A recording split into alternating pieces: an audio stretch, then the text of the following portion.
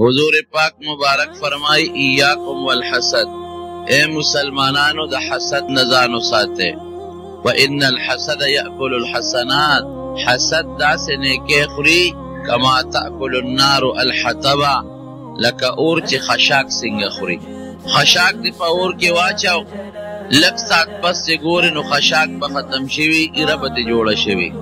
دغرنگی که یو سړی نیکی کئی، منس کئی، روجہ نیسی، حج کئی، زکاة و صدقہ ور کئی یا نور نیکی کئی، خودی پزړه د مسلمان سره حسد ساتی، دا نیکی ولدا سے ختمی لکه اور چی خشاک ختمی.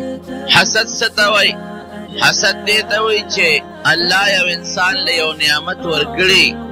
او توی چه خدای دا دی ولی ورکڑی دی، پا دی خپل زړه کې دا سوچ کې چې دی بل دا نعمت ولی ملو شوی دی، دا دی مالدار ولی دی، دا دی عالم ولی دی، دا دی سړی دا خلق عزت ولی کوي، او دا سپینه جامع ولی چولی دا، او دا خشته ولی دی. دا سوچونه چې یو سړی کوي دې ته روړو حسد وایي. دا ډېر خطرناک جرم دی. یو خو د حسد سره پړه کې مسلمان سره بغض راځي. څوک چې چا سره حسد کوي مونږ پښتو کې کینه ورته وایي، بغض خامخا راځي. دویم دې سره کبر راځي په زړه کې، نو حسد ځان له ګناه ده او کبیره ګناه ده، ګناه کبیره غټه ګناه ورته وایي. او چې کوم بغض پړه کې راغی بغض هم ګناه کبیره ده، او چې کوم کبر د سړي په زړه کې راغی دا ګناه کبیره ده. او کله دا حسد د مسلمان قتل او قتال ته ورسي، د حسد د وجې نه بیا مسلمان مړ شي، یو لګي شي بل مړ کي، دا غټه ګناه شوه. دشمنی پکې راشي، یو بل سره روانه راشي، یو بل پسې خبرې غیبت کوي، بیا د دې ټولو گناہونو جرل حسد دی. خدای دې مسلمانو ساتي. په اسمانونو کې لومبی حسد دا شیطان کړی. حضرت آدم علیہ السلام چې کله الله پیدا کو نو د فرشتو سره یو مشوره غونډه وکړه چې زه په دې بخت د ځمکه یو خلیفہ پیدا کو، څنګه خوښه ده.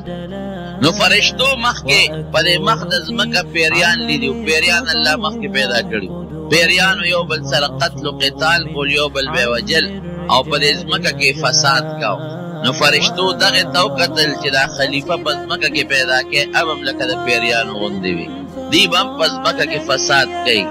او قتل و قتال به کوي. نو فرشتو الله ته وی الله په ځمکه کې نور مخلوق مه پیدا کوه، زمونږ خدا رای ده، ځکه مونږ د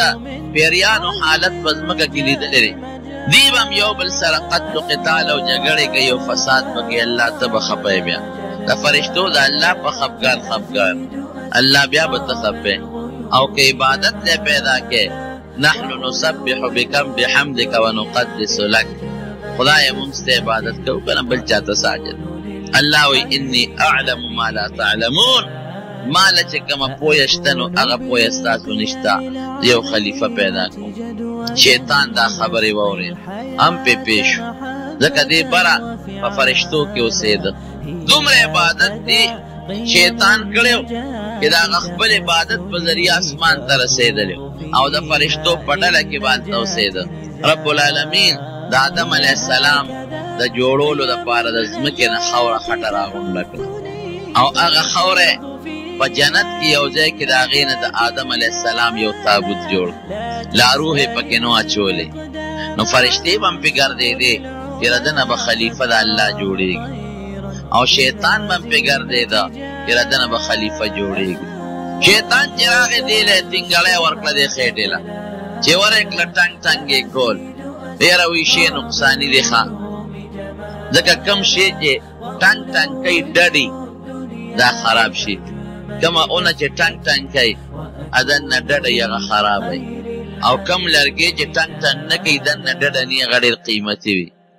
نو چې دا خېټې له یې تینګړی ورکړه او ډډوالی یې معلوم کړو چې دا خو ټنګ ټنګ کوي دننه ډډ دی، دوی شي کې نقصانات ډېر دي. دا حقې وخت نه د پړه کې ګورې حسد د حضرت آدم علیه السلام سره پروت و.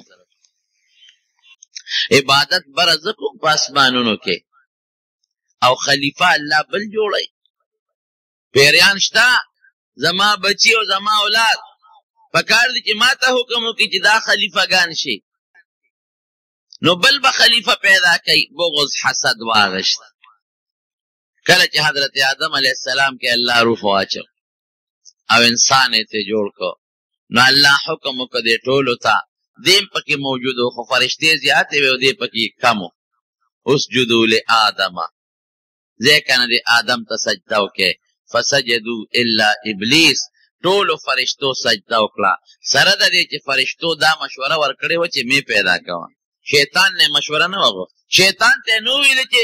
آدم پیدا کوم، شیطان دا نو ویل چې مې پیدا کوه، او فرشتو دا ویلو چې الله مې پیدا کوه. نو پکار دی چې بغض کو حسد کو چې فرشتو کړي چې الله مونږ خو درته وی مې پیدا کوه، نو تا ولې پیدا کړ؟ الله مونږ خو وی چې خلیفه ته ضرورت نشته، تا ولې دې جوړ کړه؟ یاره مونږ خو ته سجده نه کوو. نه، فرشتو دا ونه وی، بس یو خپله مشوره د خپلې پوهې متعلق الله له ورکړه، او بیا د الله د فیصلې مطابق د الله فیصلې ته سر ښکته کړ. الله ته وی چې سجده ورته وکړه، ودرېږه سجده ورته کوو. حضرت آدم علیه السلام ته ټولو فرشتو سجده وکړه، ابلیس ونه کړه. چې فرشتو سر اوچت که ویې کتل چې دې سپېره خو ونه کړه، نو هغې دویمه د شکریې د وجې نه وکړه.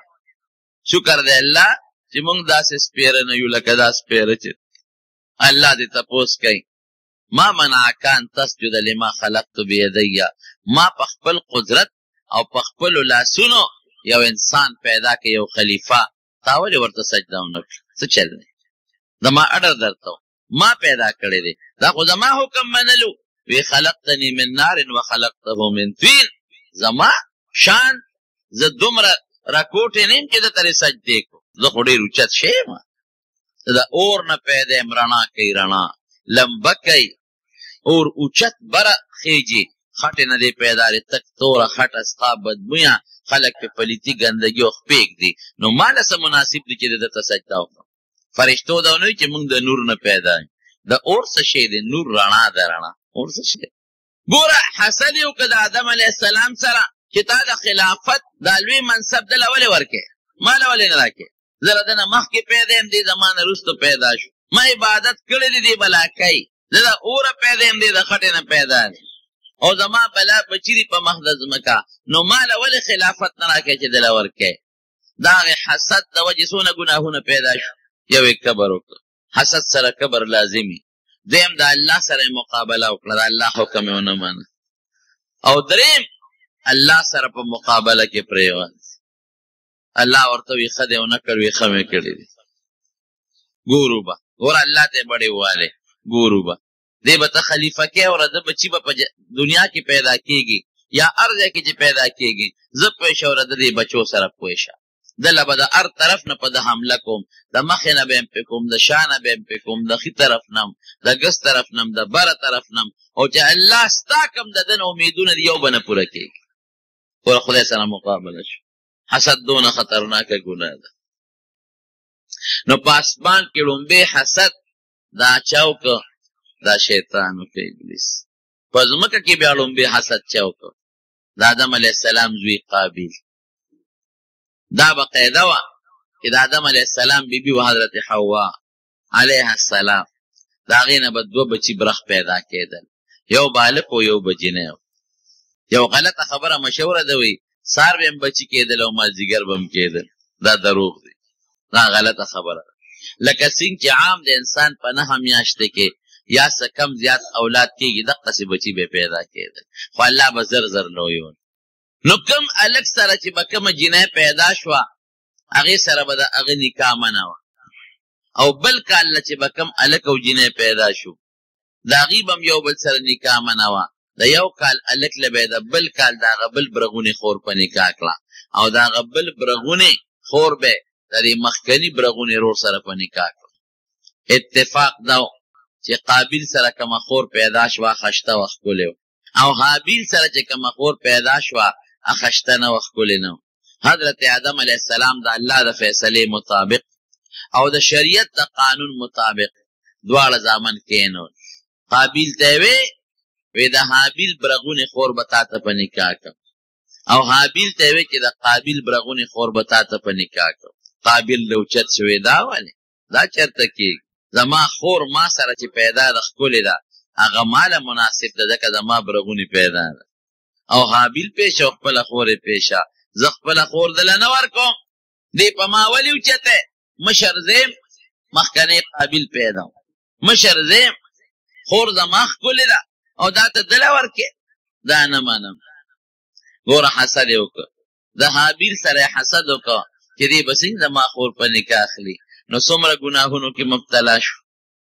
یو ګناه خو یې دا شو چې د آدم علیه السلام پلار یې دی هغه سره یې ډغره ووایه دویم د خدای پاک حکم یې ونه منه الله سره یې ډغره ووانه او دریم څه کوي شیطان راغی وسوسه یې ورته واچوله وی هر کله چې ستا دا خور به هغه ته په نکاح کېږي ځکه دا قانون دی وی څه وکړم وی دا رور دې مړ کړه لار به درته خالي شي آدم علیه السلام دواړو ته وی بچې یو چل درته ښیم قرباني وکړې چې د چا قرباني قبوله شو او په حق یې ځکه زما خبره خو منې نه هغه زمانه کې به د خیرات د قبلېدو دا طریقه وه چې د بر نه به اور راکوش و هغه شی به یې وسوځو نو چې د چا خیرات به قبول و اور به سوځاو او چې د چا اور به خیرات ونه سوځاو دا به د نه قبلېدو نښه وی قرباني وکړې نو د قابل به پټي کرل زمیدارو او حابیل به ګډان او چیلې ساتلې حابیل نو حابیل لار یو خشته ښکلې ګډې راوست او هغه یې د الله په نوم ذبحه کړ او په یو غر د پاسه هغه غوښه کېښونه او قابل کې هغه فطرت پروت و دشمني حسد د خپل پلار خبره هم نه منله هغه سسخا غنم منم غله راواغېسته او دا د خدای په نوم خیرات په یو غر یې کېښوده اور راغی د حابیل هغه ګډې وسوځو او د قابل هغه غله هغه سخا قبوله نه شوه آدم علیه السلام ورته وویل که وګوره وي د هغه قرباني قبوله شوه ستا قبوله نه شوه په حقه دی او ته په ناجایز یې نور هم حسد زیات شو چې ښه د هغه قرباني قبلېږي او زما نه قبلېږي نه منم د پلار دا فیصله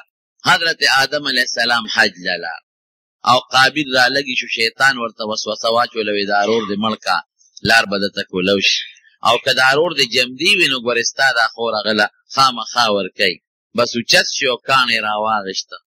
او دې حابیل ته وایي د دې فیصلې نه صبرېږي او که نه صبرېږي مړ دې کوو او دا خو زما د پلار وینا ده زما پلار پیغمبر دی او دا د خدای وینا ده وی وجنم دی وی که ته مې وجنې ما انا بباسط یدی الیک لاقتلک انی اخاف الله زه د الله نه یریږم که ته مې وجنې مړ مې که خو زه لاس در باندې نه پورته کړم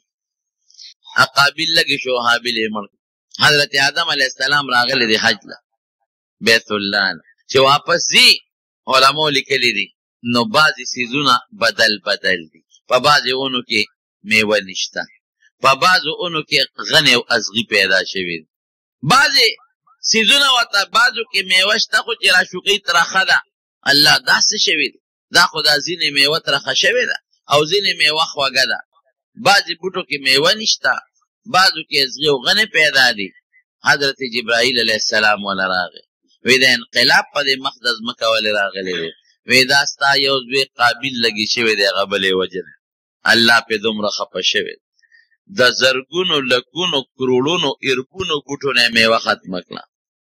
او د ډېرو اونو میوه یې ترخه کړه او په ډېرو بوټو کې غټ غټ ازغي را پیدا کړه دا د حسد وجه ده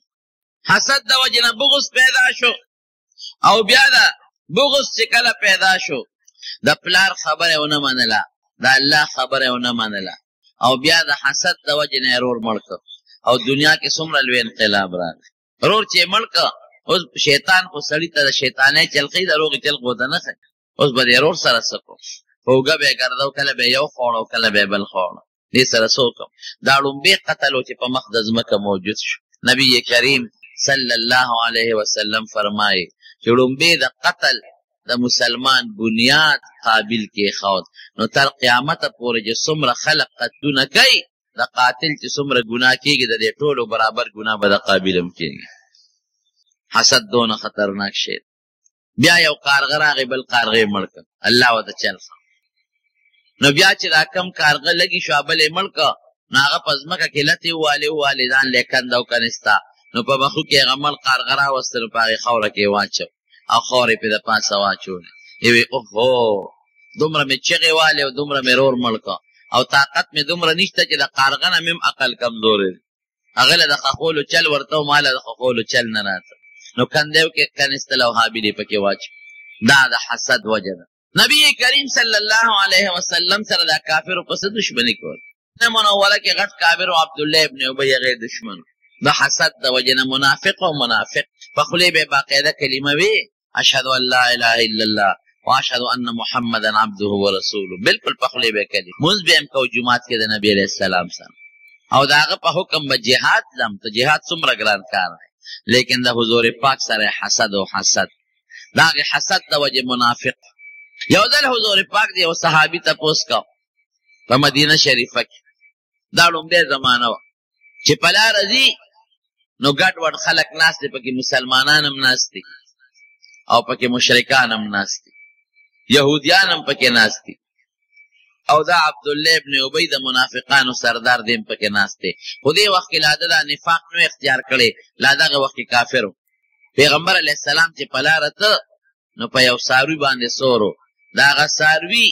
دوړې اوچتې دی د پوزه پټه کړه داسې او نبی علیہ السلام ته په سپک نظر وکتل ای سړیه وایي په موږ دوړې مه رالوځوه او ستا د دې څاروي دا بوی په موږ ښه نه لګي هلته کې دا څاروی دی خوا بوځه. ګوره حسد یو حسد. حضور پاک مبارک زر د څاروي نه کوشو ورغې سلام یې واچ د قرآن شریف یو څو آیتونه یې ورته وړي او دې ټولو خلکو له اسلام دعوت ورکړه چې تاسو مسلمانان شئ. عبدالله ابن ابی ورته څه وایي یاره وایي که دا خبرې دی دا قصې پسې دې رښتیا یي که نه نو خپل کور کې خلکو ته کوه مونږ له څه لپاره مازغه پې خرابې مونږ په دې مه تنګوه خپل کور کې کښېنه چې هلته څوک درځي دا قصې پسې ورته کوه داسې په سپک الفاظ یې یو صحابي ناسته وي د الله رسوله مونږ ته یې دلته وایه مونږ پې خوشحالېږو. بعضې کافرانو وی نه مونږ پې خفه کېږو نه به یې وی جګړه جوړه شو. پیغمبر علیه السلام هغه جګړه ختمه چې لاړ د هغه صحابي تپوس له د انصارو د یو قوم مشر چې څنګه ورغې نبی علیه السلام هغه ته ګیله وکړه یاره وی عبدالله ابن ابی خو نن زما ډېر سپکاوی وکړ په لاره تلم نو مې ما ته سپک وکتل او زما څاروي دوړې وکړې نو هغې ته یې په سپکه وکتل او بیا ما دعوت ورکړه نو مې راته ډېرې سپکې ووې. صحابي ورته څه وایي وی د الله رسوله مه خفه کېږه وی ستا د راتلو نه لږه موده مخکې د دې ټولې مدینې او ګردونوا خلکو دا فیصله کړې وه چې دا عبدالله ابن ابی خپل مشر جوړی دی بادشاه کو د دې خپل علاقې او د مشرۍ تاج پټکې یې ورته په سر و دا پټکې د مشرۍ نښه ده دته یې د مشرۍ پټکې په سر و خو ته چې رالې مشري لاړه برباده شو خلک ټول تا پسې شو. بیا خو نبی علیہ السلام د ټولو مشر د صحابه او د مسلمانانو مشر خو بیا پیغمبر علیہ السلام دی بل څوک خو نه شي کېدی نو خلک ستا تابع شو او تر دې ټولو خلکو مشر شوې نو د ده تا سره حسد پیدا دی د دې وجې دا چلونه کوي مه خفه کېږه که ته نه وې راغلې نن به زموږ د ټولو بادشاه دی خو ته رالې د بادشاهي ختمه شوه د مشرۍ پټکې لاړ په خاورو کې پرېوت د دې وجې نه تا سره دې دا بغض او حسد کوي. دی ګوره د حضور پاک سره حسد ظاهر کې به باقاعده کلمه وې یارېده بیا وروسته کلمه شروع کړه او منځونه به هم کول او جهاد ته به هم ته خو موقع به یې تلاش کوله چې کله به د پیغمبر علیه السلام څوک خلاف خبره وکړي چې زم پکې ځان وردن نه کړم. یو ځل په یو جهاد کې د یو انصاري د مدینې د باشنده او د مهاجر په منځ کې جګړه راغله په یو حوض باندې څارویو به کول او په هغې کې جګړه جوړه شو چې جګړه جوړه شوه مهاجر لګې شو هغه انصاري یې په سر ووم انصاري چغه کړي یا الانصار ای انصارو راشئ شابه زما مدد وکړئ مهاجر چغه کړي یا المهاجرین ای مهاجرین راشئ زما امداد وکړئ چې نبی علیہ السلام دا خبره واورېده پې خفه شو وی دا بدبوی او څښه اوازونه خلک ولې کوي چې مسلمان دی نو دې کې قومیت نشته چې دا زما قوم دی او دا د قوم دی که دا هر قوم دی او مسلمان دی نو ستا ورور دی دا پکې نشته چې انصاري د انصارو ته اواز کوي او مهاجر د مهاجرینو ته اواز کوي دا غلطه خبره جنګ یې ختم. دا عبدالله ابن ابی د منافقانو سردار په دې موقع موجود و دته چا وی هغه د مهاجر زمونږ د مدینې یو سړی ووهه نو ده خو مقومن ته ده خو د دې موقع په تلاش کې وی ښه ډېره سپکه خبره یې د حضور پاک په شان کې وکړه ډېره سپکه خبره او دا وی لئن رجعنا الى المدینه لا یخرجن الاعز منها الاذل. یره وی داسې کار دی چې مدینې ته لاړ شو کنه نو موږ د عزت خلک یو او دا مسلمانان بې عزته خلک دی، موږ به دیو باسو پرېږدو یې نه دا مهاجر به شړو. یو صحابي راغی حضور پاک ته دا خبره وکړه. ده خو وی چې د مدینې خلک به زما ملګري شي او نبی علیه السلام او د هغه ملګري به وباسو. دا چېرته کېدی شوه؟ د مدینې خلکو خو په حضور پاک ځانونه قربانو. پته ورته ولګېده چې د خولې نه خو مې غول ووتل، غلطه خبره ووته او خلک خو مې بیا نه ملګري کېږي. نو حضور پاک د پسې سوال جواب وکړه عبدالله ابن ابی پسې، دی خوا راشه وی تا دا خبره کړې ده؟ نو قسم یې وخوړه، وی زما دې په خدای قسم یې که داسې ما ویلي دروغ یې.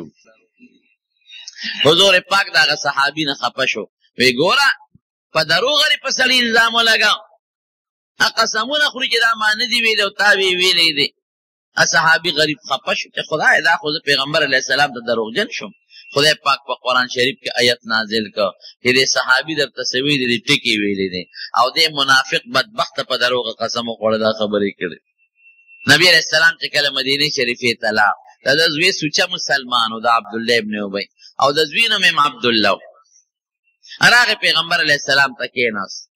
وی صاحب زما پلار ستا په حق کې سپک لفظ ویلی دی، نو ما اورېدلي دي چې تا زما د پلار د مرګ اعلان کړی، نو په بل چې مه وجنه که وجنې یې نو ما ته ووایه چې زه یې مړ کوم.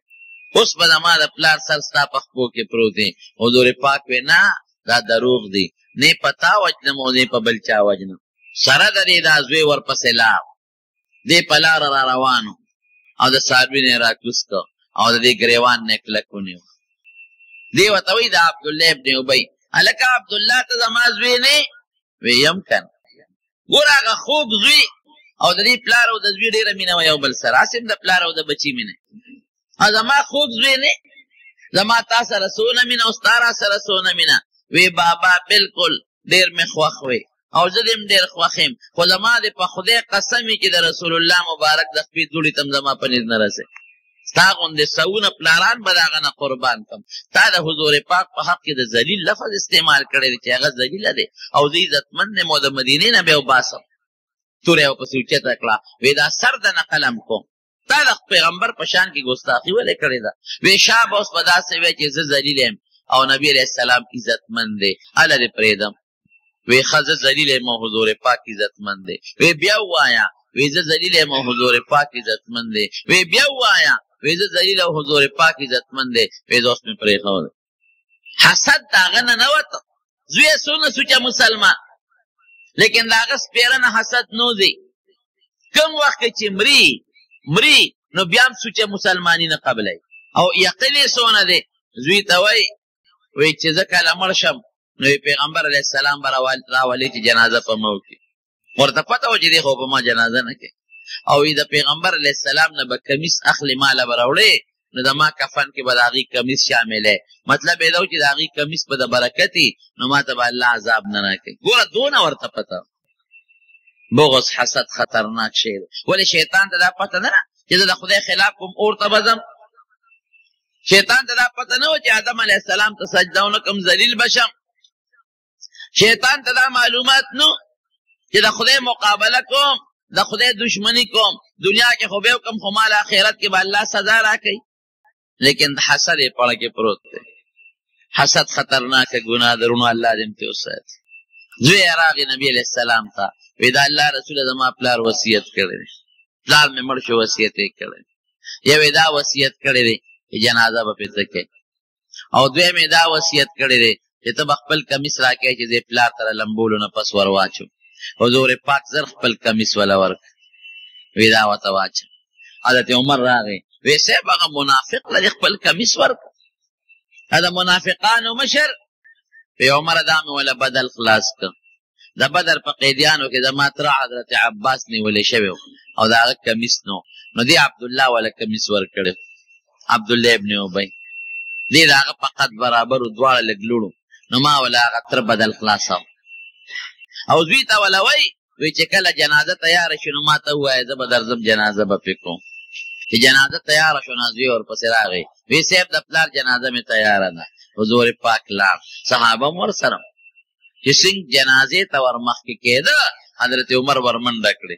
دا لمن نیکلک ونیوا دا اللہ رسول پچا جنازہ کی بی بی حضرت عائشہ صدیقی رضی اللہ تعالی عنہا دا تہمت لگولے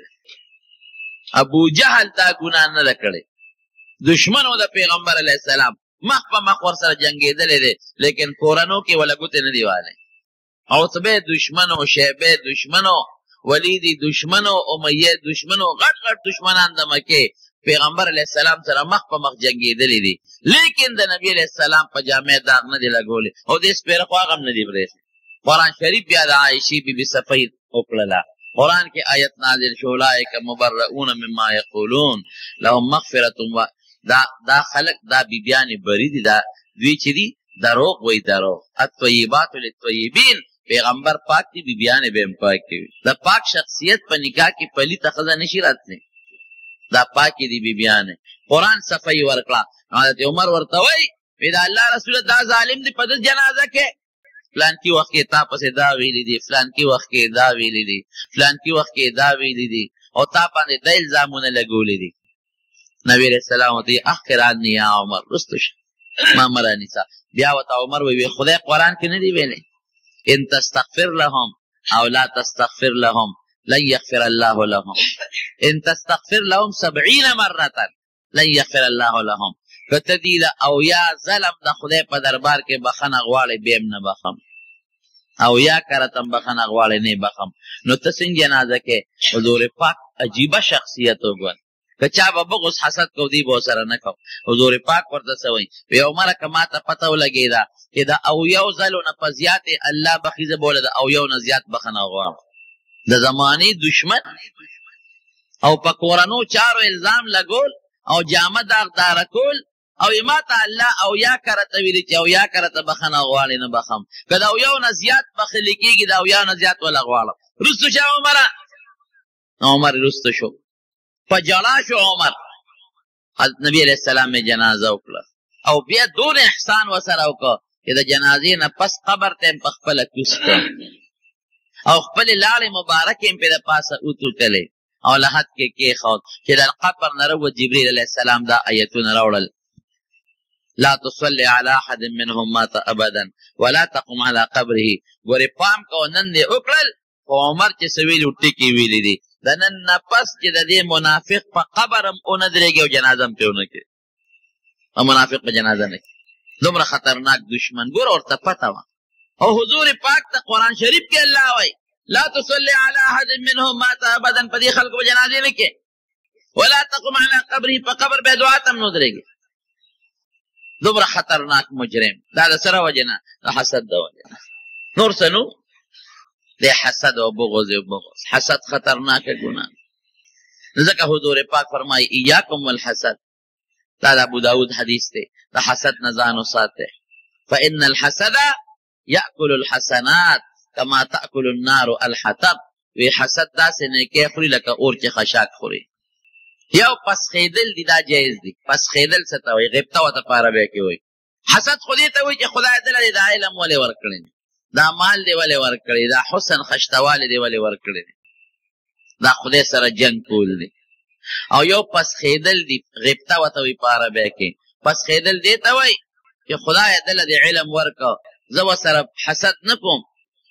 حسد کی بلی دا سوچی چی دا دا علم نوے دا مال نوے دا عزت نوے او په پس خیدو کې دا سوچ نشته خدای د درې د مال نصیبي خو مالم داسې راکې د درې د علم نصیب شي بدی مې نشي مالم داسې راکې د درې د حسن نصیب شي بدی مې نشي او مالم داسې راکې دا بیا جایز حضور پاک فرمایي لا حسد الا فی اثنين وی په دې حسد نه غیبته مراده ده پس خیدل وی دو کسو ته پس خیږي دو کسانو ته رجل آتاه الله مالا فسلته على هلكته في الحق یو هغه انسان چې الله ولا مال او دولت ورکړي او بیا الله ولا زړه کې دا واچول چې شابه پنې کلاره کې د مال دولت لگاوا د تو پس خېګا دا وایا پړه کې چې خدایا کدا سه مال دې مالم را کړې وي د دې نصیب شي او کدا سه مال دې مالم را کړ چې زم نه کې پلارو کې لګو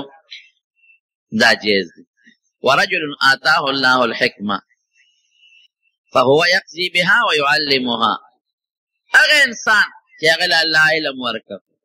دا به نه وي چې خدای د علم دی ولې ورکړ دا به وي چې الله ګوره دله د علم ورکړ دی دا د علم په برکت د خلکو فیصلې کوي او خلکو ته ښیي خدای که داسې علم د ماله راکړه د دریم نصیب شي خو که ماله دې راکړو نو زه به هم د خلکو منځ کې په دې علم فیصلې کومه او زه به هم خلکو ته دا علم ښیم دا جیز دی او خراب سیز ته پسخېدل هم ګورې ګناه ده نبی علیہ السلام فرمایي څلور کسان بیانې څلورو کسانو مثال ورکوي په ترمذي شریف کې هم دا حدیث دی او په ابو داود شریف کې هم شته و یو هغه سړی دی چې هغه عالم هم دی او مالدار هم دی علم هم شته او مال هم شته دی دا مال د خدای په لار کې لګوي جومات پې جوړوي لار پې جوړوي مدرسې سره امداد کوي طالب سره امداد کوي او غریبانانو مسکینانو سره مددونه کوي حج پې کوي عمره پې کوي طواف لپې ځي قربانی پې کوي صدقه فطر کوي ګوره په ښه ځای کې دا خپل مال لګوي یو دا سړی دی دویم سړی هغه دی چې دې سړي ته پسخېږي دی وایي یا الله دې سړي له خو دې ډېر مال ورکړی دی او پویه دې مو ورکړې ده خدای را ده خو یې نصیب کې خفه پې نه یم الله که داسې مال دې مال هم راکړه او داسې پویه دې مال هم راکړه چې زه هم دقسې مالي زما او دې په نیکه لار کې لګوم جماعت پې جوړوم لار پې جوړوم حج پې کوم عمره پې کوم مسکین لا فقیر لا نیکانو لا ورکوم ګوره یو مال لګوي په نیکه لار کې بلې تمنا کوي ارزو کوي پسخېږي حضور پاک فرمایي اجرهما سواء د دواړو اجر او ثواب برابر دی چې یو سړی دې ولید چې هغه په نیکه لار کې مال لګوي او ته ورته وپسخېږي چې خدایه که داسې مال زما وې ما به هم داسې کول د هغه برابر ثواب تعالی الله درکوي اجرهما سواء حدیث کې راځي وی بل داسې سړی دی چې مال خو شته خو علم او پویه نشته نو مال په غلط ځای کې لګوي سنیماګانې پې ګوري ډشونه پې ګوري پردو ښځو باندې لګوي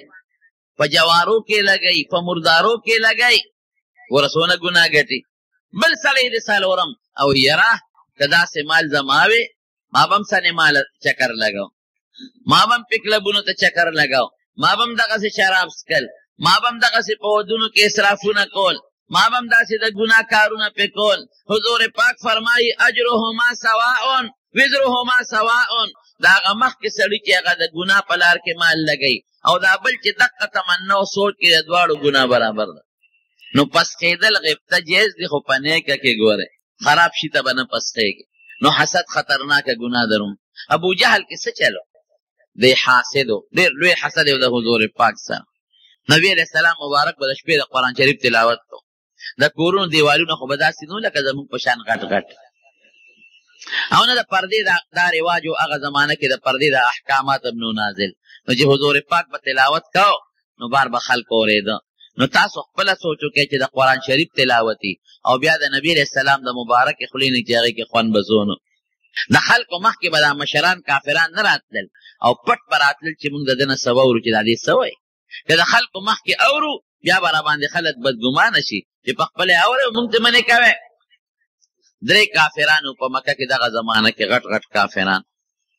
یو ابو جهل یو اخنس ابن شریق یو ابو سفیان رضی الله عنه وروسته مسلمان شوی دا درې واړه د شپې په تیاره کې راغلي دي او د پیغمبر علیه السلام د کور نه یو ځای بل ځای ناست دي چې د ده دا خبرې مونږ واورو د شپې په زوره دا دې چې څه وایي چې دا دې څه وایي ماسخوتن نه پیغمبر علیه السلام د قرآن شریف تلاوت شروع کړی حضور پاک هم د کشف خاوند نو ښه شوق سره لګیا دی تلاوت کوي په شوق سره تلاوت کوي او دا درې واړه ورته دا قصې ناست دي او هغه تلاوت د پیغمبر علیه السلام اوري چې رڼا لګېدلې ده او حضور پاک مبارک تلاوت بند کړی دی او دوی درې واړه روان شوي دي نو په لاره یو بل سره ملو شو یو بل ته څه دی کول پوه شو په یو بل که نه او تاسو کول بل ورته وایي تاسو کول ولې راتلې د اخنس ابن شریق کې سپین ږیری و دی ویل لکه داسې کار دی چې بس په یو بل ښه پیږو مونږ ته پته ده چې څه له راغلي وي د دې هلک دې خبر اورېدو له راغلي وي خو داسې به کوو چې بیا به نه راځو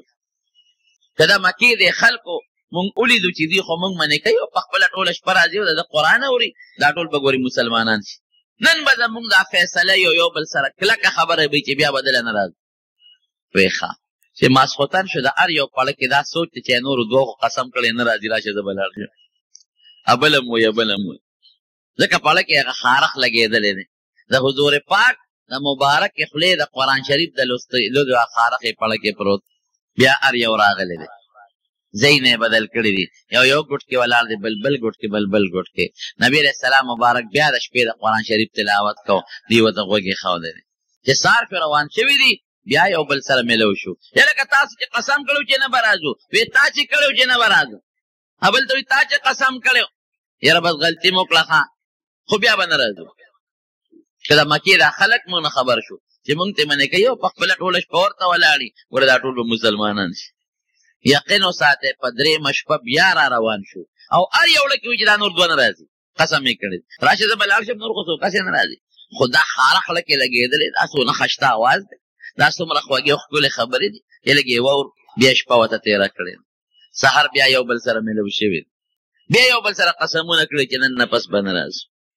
چې سهار وختي شو که نه اخنس ابن شریق پکې سپینګیرو کوټه یې راواغېشت لاړ د ټولو نه مخکې ابوجهل ور یې ورته ووایه د ده نوم عمرو ابن هشام درې ورځې تاره دی هلک دا خبرې واورېدې رښتیا وایه ستا دې په خپلو خدایانو قسمي دا هلک څنګه دی او دا خبرې څنګه دی وی اخنسه چې قسم دې راکړه که نه دا رښتونی پیغمبر او چې دا سوی دا رده خبرې نه دي دا د بل چا خبرې نه دا رده کېدی نه شي. وی مرګري کېږو نه ایمان پې نه راوړو وی چپ مشر زیم او پیغمبري ته ملاویږي د عربو مشر زیم پټکې د مشرۍ زما په سر جرګې زه کوم فیصلې زه کوم عمر زما زیات او پیغمبري ته ملاویږي ولې دې پیغمبر شي. ګوره حسد یې لکې راغی ابو سفیان له ورغې ورې ورته و چې بار راووت ابو سفیان تا درې ورځې د دې هلک دا خبرې واورېدې رښتیا وایه وایي چې رښتیا را باندې وایي دا هلک دروغجن نه دی او چې دا کمې خبرې ده زمونږ واورېدې زمونږ پړه کې لارې جوړې کړې دا د خبرې نه دي دا د بل چا خبرې دي دی رښتونی پیغمبر. نو ابو سفیان ملګری کېږي نه وایي ښه یو یتیم به راځي زمونږ به مشر کېږي د قریشو سردار خو زیمه لوی قوم ما پسې ولاړ دی. ګوره د دواړو پړه کې هغه حسد ابو سفیان نه خدای وروستو حسد ویښ الله مسلمان کا او ابوجهل په هغه حسد کې پاتې شو. نور اسم نو صرف دا حسد چې دا هلک دی کشر دی دی ولې مشر شو دی یتیم دی دله خدای ولې پیغمبري ورکړه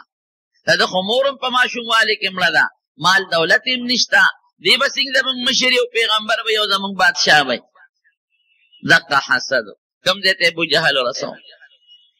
عبدالرحمن ابن عوف رضی الله عنه فرمای وی د بدر په جنگ کې زمانه یو طرف ته او بل طرف ته دوه هلکان ولاړو د یو نوم معاذ دی بل معاوض وی د یو را باندې سکونډا راولګول چې ما ورته وکتل وی داسې کړې ما وخت کته که وی مې چې بچې ولې وی ابوجهل پېژنې مې چې وی ما ته پې څه کې وی لاول خو زه ویرېدم چې خوا کې مې یو خوا هم نوجوان دی بل خوا هم نوجوان دی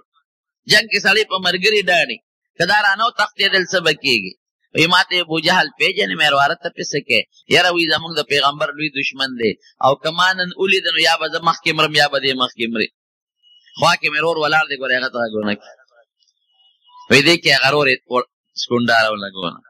وی چې مې غوږ ورښکته کړه سوراره څه وی وی ابوجهل پېژنې ما وی او ته پې څه کې یاره وی زمونږ د پیغمبر لوی دشمن دی او که ما ولید یا به زه مخکې مرم یا به دې مخکې مري وی زړه مې غټ شو ما چې شکر دی لکان خو واړه دي خو مضبوط دی وی ابوجهل راښکاره شو ما ورته اشاره وکړه چې هغه دې په هغه اس چې سور دی دواړو ورمنډې کړه بېغمه یې حضور پاکه چې جنگ ختم شو وی څوک به لاړ شي ابوجهل به وګوري چې څه شو. عبدالله بن مسعود رضی الله عنه فرمایي وی زه ورغلم وی ده کې لږه غوندې ساه وه لاس پې یې یخ وړقولی نه شو وی زه ماشوم هم یو څپېړی مخکې والی ومه وی مې چې راشه خپل بدل ته واله وی په دې سینه مې ولې یو مضبوط ټوپ ووه وی ما ته وی د پلانکې زویه دومره لوړه سینه ولې د چالي دي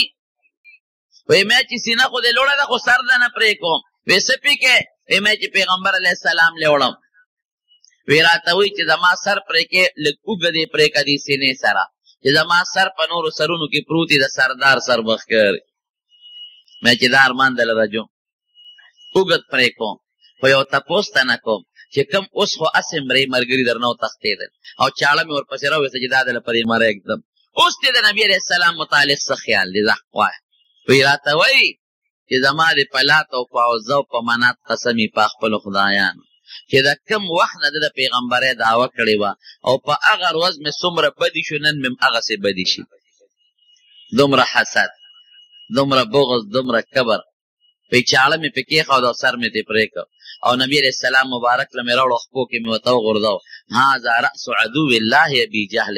دا د الله د دشمن د ابو جهل سر دی واله د الله رسول. حضور پاک د شکریې نه د الله د شکریې دپاره سجده وکړه او منځ یې وکړه. دا حسد دی. ابو جهل یې کم ځای ته ورسو، شیطان یې کم ځای ته ورسو، عتبه امیه کم خو رسول او عبدالله ابن ابی د منافقانو سردار یې کم خو رسو، قابیل یې کم خو رسو. حسد خطرناک شی دی، خدای دې موږ ساتي. حسد نه توبه وباسي. او د چا به څوک څوک کي یو سړی چې چا سره حسد کوي دا ګورې خدای سره جنګ کول دي. ځکه دا نعمت چې ته ویدلی دی دا نعمت ولې ورکړی دی؟ دا خو الله ورکړی دی. نو ته په خدای اعتراض کوې دا مال د ده ولې دی؟ هلکه الله ورکړ، خدای نه پوهېږي څه. تا خو په خدای د ناپوهه ګمان وکړه چې خدای جوړ نه پوهېږي، زه پوهېږم.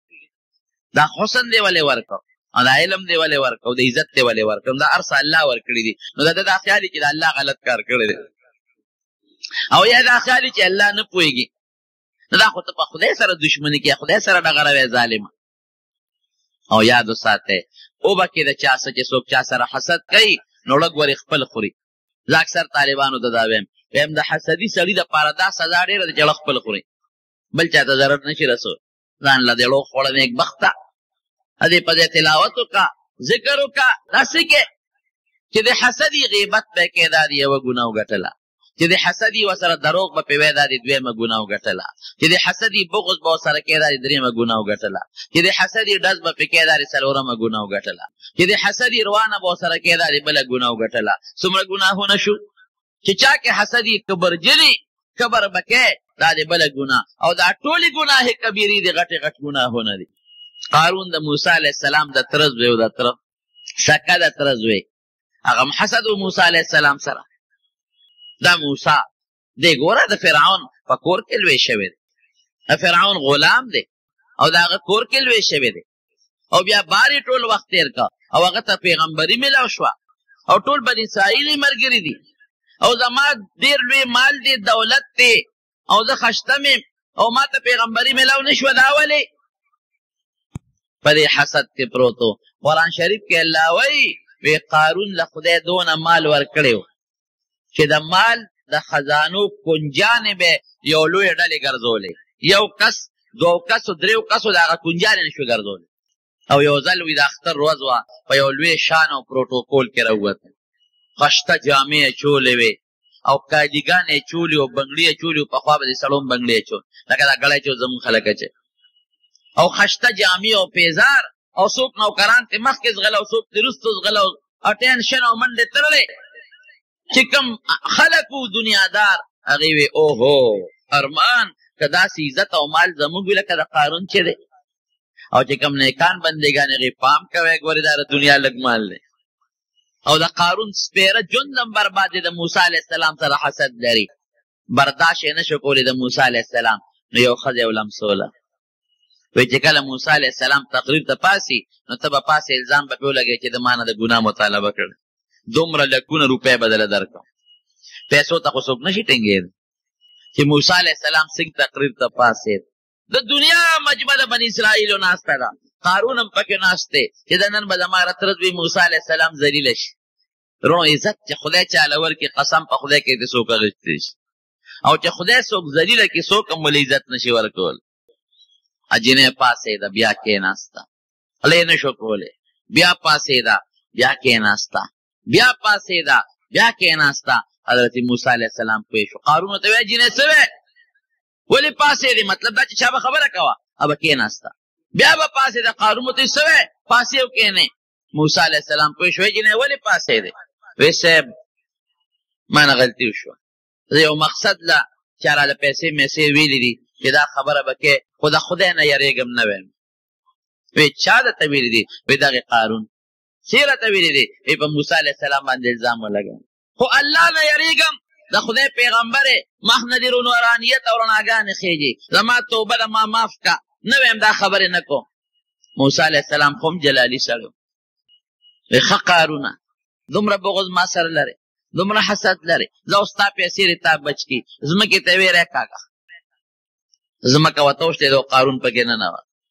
چغې وی وی وی وی راکاږه راکاږه، مرۍ پورې سینې پورې مرۍ پورې سره پورې ځمکې ښکته کړه. نبی علیه السلام فرمایي وی په دقه خپه باندې الله جمدې ساتلې دي په دې ځمکه کې تاویږي او تر قیامته پورې به دغسې چورلېږي او تاویږي به. رب العالمین حضرت موسی علیه السلام ته فرمایي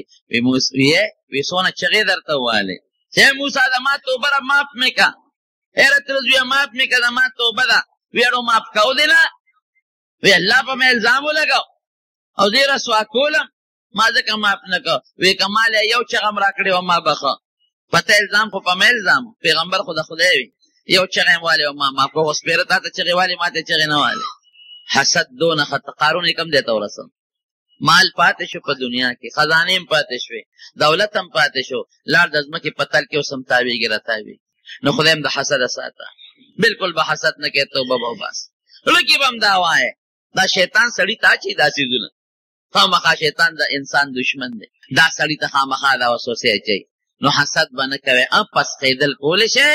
چې خدای دله دې مال ورکړه دې نصیب کې، دا نه ویم چې د دې ني مال هم خدای داسې راکړي. او په نیکو کې به پسخېدل کوي چې خدای دې په دې مال کې نیکي کوي، په دې علم کې نیکي کوي، خدای چې زم دغسې نیکي وکړم نو هغسې اجر به دله خدای پاک درکړي. دا به نه وي چې دا مال ولې دی او دا علم یې ولې دی او دا حسن یې ولې دی او دا بچي یې ولې دي، دې ته حسد وایي. دا خطرناک شی دی، الله دې ته مونږ وساتي. دعا کوئ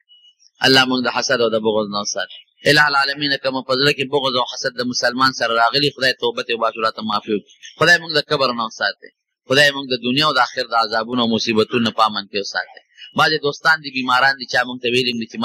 مرضونه دي کورونو کې، د بعضې خلکو په وجودونو کې الله مریضانو له شفا ورکړي. خدای قرضداران د قرض نه خلاص کړي، زمونږ د حلال او فراخ رزق نصیب کړي. او چې کوم کسان مردگان وفات شوي دي پروردګاره د آخرت وی برکتونه نصیب کړي او ته مغفرتونه نصیب کړي. الله زمونږ د جمله چې څومره مرګري لري له ځای نه راغلي دي، خدای د ټولو د زړه حاجتونه پوره کړي او د مشکلاتو او د مصیبتونو دشمنونو الله په امن او امان کې وساتي. اخر وخت په خپل دا کلمه نصیب کړي، لا اله الا الله محمد